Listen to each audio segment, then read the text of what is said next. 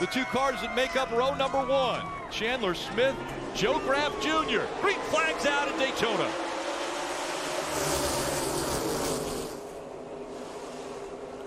Well, we'll have to follow up on that 21 starting to the back. Can be no big deal, Rick, or can be a huge deal if you have an accident early. Yeah, Rick, the team just informed me, and that was a scramble right there, that they were actually going to the back anyway after qualifying. The 51 a big crash is around. Also, the 21 caught up in it, Austin Hill. After starting in the back now, he was involved in this incident. We saw the 51. Clements was sideways. There were about 4 or 5 cars that had contact here. Yeah, Gustine's in the 15 car.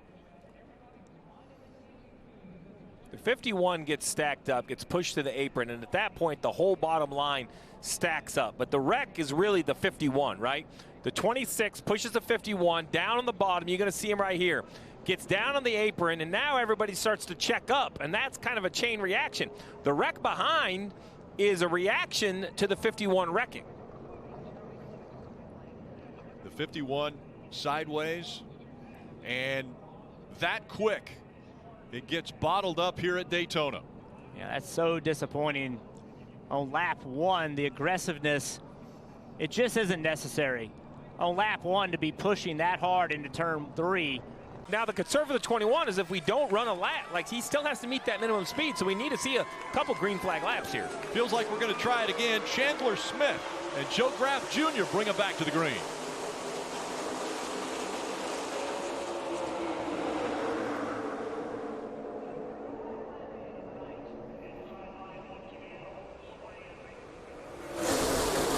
We talk about this race being an opportunity for the playoffs without the Cup drivers. Well, Austin Hill being out also has to be a huge opportunity for the rest of the Xfinity Series regulars. He's just so dominant in this style of racing. Although you see his teammate Jussie Love says, what do you mean Austin Hill? I want Talladega. Yeah, 3 wide. Now who's going to go with him? Creed is standing back here going, okay, I think I need to stay with my teammate. It wasn't pretty. No. Here comes Riley Herbst on the outside. He's going to try to take the lead away.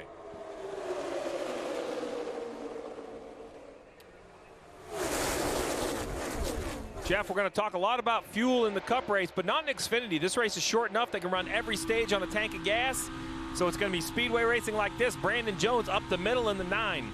And the problem with 3 wide is this is what we talk about. Track position does matter. Where are you going to go? Even if you have the best car in the field, this is gridlock traffic. I mean, look at all of these onboards. Everywhere you look, there are cars. Every lane plugged. And Jeff, how much right now is A.J. Allmendinger or Chandler Smith looking in their mirror as opposed to out front? More in the mirror than out front. Dave, how about the 97 and his progress? Rick going nowhere from his 19th starting spot. Here's why. Wheels on the rear end's way out of the track, and I'm just all over the place. Once I'm in the corner, it's okay, but it's horrible. Copy that. It's probably a lot better when there's nobody behind you, right? When Yes, correct. just hang at the back of this group right here, and we'll just keep our eyes open and miss it if there's any wrecks here. He did not try to be the first car leading this bottom line. Let's see how it works out for him. Allgaier goes down to block Chandler Smith. Down the backstretch for the final time in the stage. Allgaier in the middle of the racetrack. A pretty good run there out of the 81. Big sparks coming. Is that the 26? 27. Jeb Burton. Looks like a flat tire on the 27. Let's focus up front. Looks like the 7's going to have a chance at the stage. And Allgaier is going to win stage 1. 12th stage win already this year as the caution comes out quickly.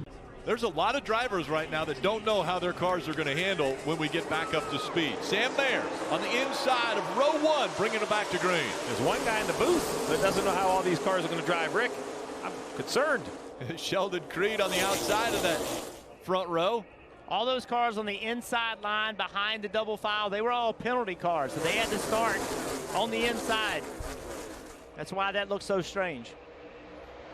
See if that upper lane can get a little bit of a run. Now I like what the 20's doing. Top down the straightaways, bottom in the corner. Here comes the 7 again. He gets to the inside. Will he have enough help? Can he clear the 20? He does. Now, which line will he go to when they come out of turn 4? There's the momentum on that outside line, and Ryan Truex moves out.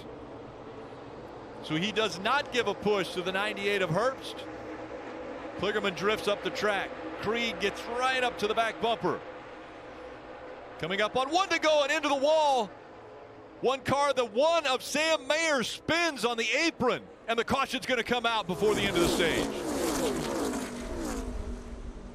It looked like the 5 of Anthony Alfredo may have got into the wall. Sure enough. Responded. Watch Sam. He's like, oh, they're going to wreck. And he does something and loses control of his car.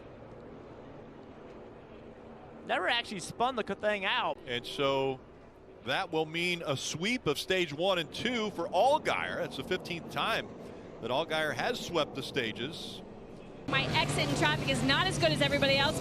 Jim Pullman telling I might take a little track position away because we want to do 4 tires, Dave. Ryan Truex in the 20 car likes the balance of his race car. Just 2 right side tires. He's already gone. Quarter in front to push. Quarter, quarter, quarter. Both lanes are tight. Both lanes are tight. All 2 by 2.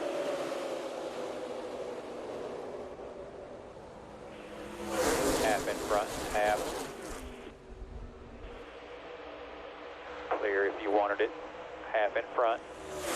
How about the 5 of Alfredo? We saw him make contact with the, oh no, the 9 going around. Brandon Jones in the concrete, the asphalt there, and does he stay up the wall? He will, and he's trying to stay out of the grass. You're rolling here. You get back to the apron here. Brandon Jones is very thankful that all that's fresh pavement. That would have been grass years ago. All right, let's get ready. 27 to go. And Truex on the inside, Allmendinger on the outside. Green flag back in the air.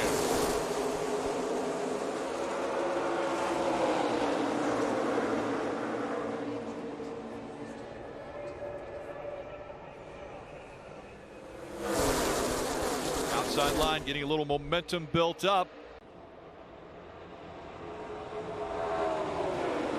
24 to go. Everybody knows it's go time. Contact. Oh, and a wreck. Jesse Love gets turned around. The 31 also involved. The 9 of Brandon Jones. The 27 of Jeff Burton.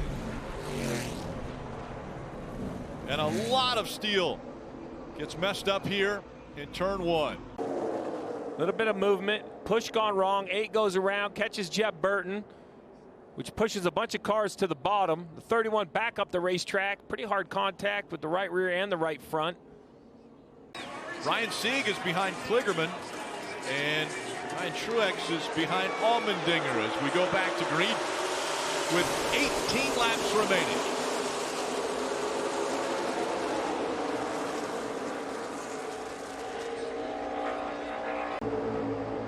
Outside line with a little momentum. Oh, it is. The big one's going to happen. The 5 of Alfredo was involved. Jeffrey Earnhardt in the 26 is caught up in this. Once again, Jeremy Clements in the 51.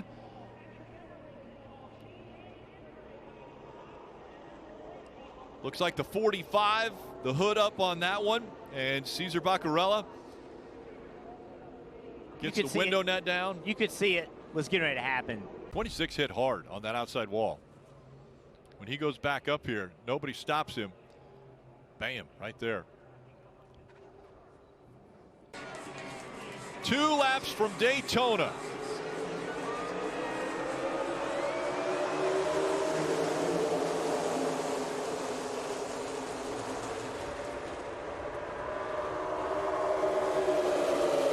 Once you get to the right to the left corner, the 16 either turns left to block or the car itself just spins. It makes it look like he's turning left. It's hard to know exactly if AJ was even in control at that point, much like you're saying about Parker. Yes, I think Chandler is pushing Parker really hard. Sieg is pushing Chandler. They just all got stacked up.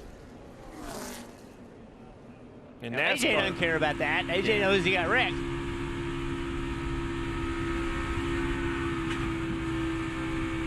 Yeah, as soon as AJ started coming up the racetrack, NASCAR had to throw that caution. There were cars coming from behind him. So watch them all get stacked up. Look at all the push and shoving.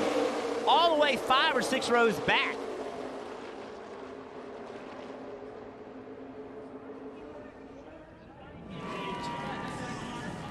And Ryan Truex about to start his celebration right at the start-finish line.